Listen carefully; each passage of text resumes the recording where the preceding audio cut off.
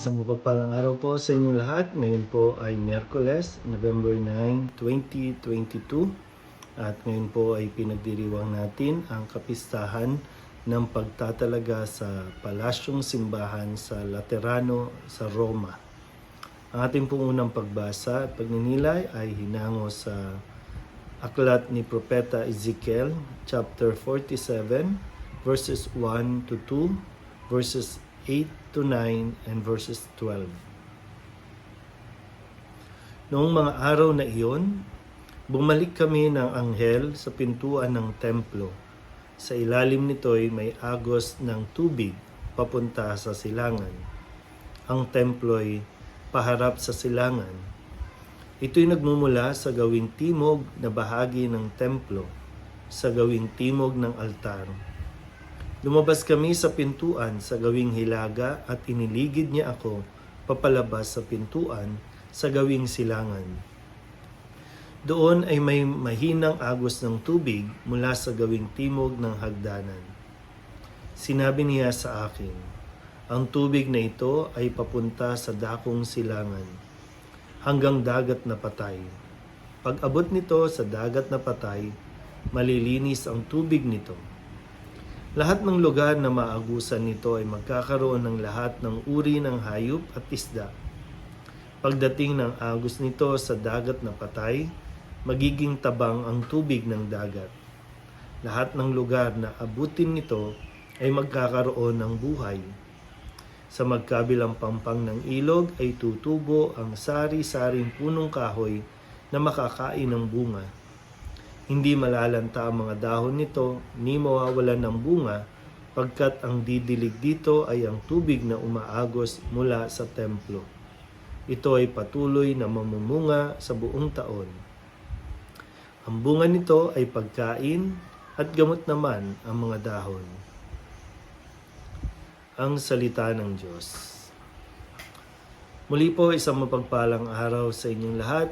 Ngayon po ay pinagdiriwang natin ang dakilang o ang kapistahan ng tinagurian, no? Yung pagtatalaga po o dedication, pagtatalaga sa tinaguriang simbahang palasyo ng Roma, ang Archbasilica, no? Kumbaga pinakamataas, no? Kung sa atin sa Pilipinas may mga basilika minor, ito po yung major basilica na tinawag na San Juan Laterano. Ito po ay isa sa mga 4 na malalaking simbahan sa Vatican at ang pinakamatanda sa syudad.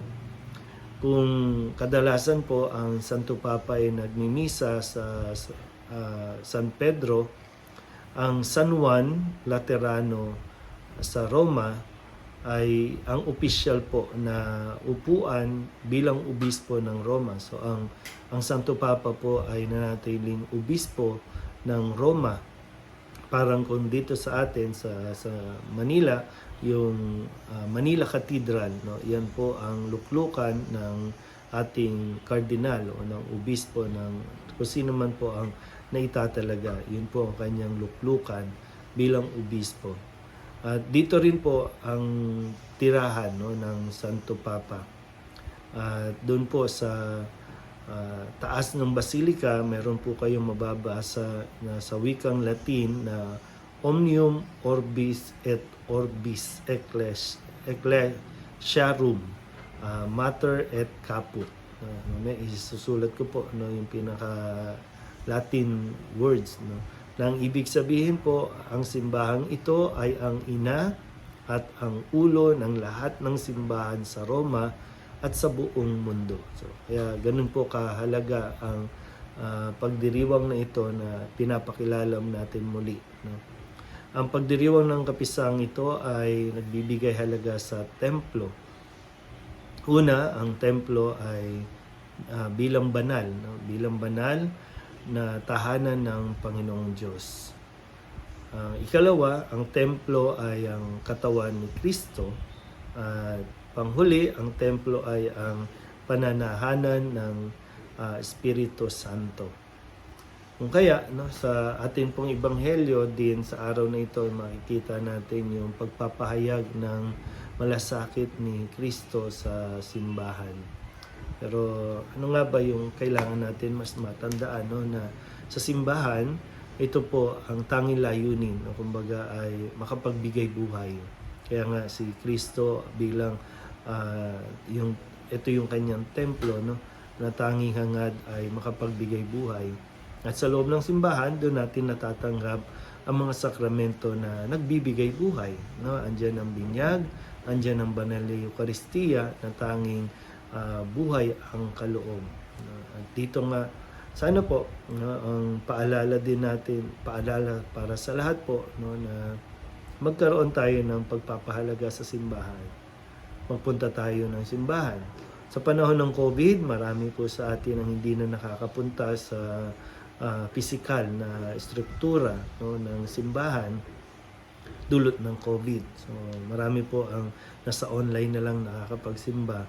Pero nawa, iba pa rin po yung magkaroon na tayo ng panahon na magsasama-sama ang lahat na magdarasal, magpupuri, magpapasalamat sa Diyos sa pamamagitan ng sama-samang pagdiriwang ng banal na Eucharistia. Siyempre, kung may pagkakataon po, no, at maluwag na sa inyo pong lugar, mas mainam na pumunta po sa simbahan. Muli, yung pagpapahalaga nga, no, panatilihin ang kalinisan ng simbahan, lalo tigit panatilihin ang kabanalan ng simbahan. So tayo po ay nagpupunta para malinis din tayo, para mapabanal tayo. Huwag nawa natin dulutan, no, na tayo pa mismo ang magkakalat sa simbahan. Hindi man yung kalat na literal, pero baka yung mga ugali natin na imbis na mapabanal tayo, napapasama maging ang ating mga kasamahan, ang ating pong kapwa. Nawa po, sa pagdiriwang natin ng kapisahang ito ay mas mapaalalahanan po tayo na ang simbahan ay tagpuan ng Diyos at ng tao, kung saan tayo mas magkakaroon ng mas malalim na ugnayan sa Diyos at sa ating kapwa. Muli po, isang mapagpalang araw sa inyo.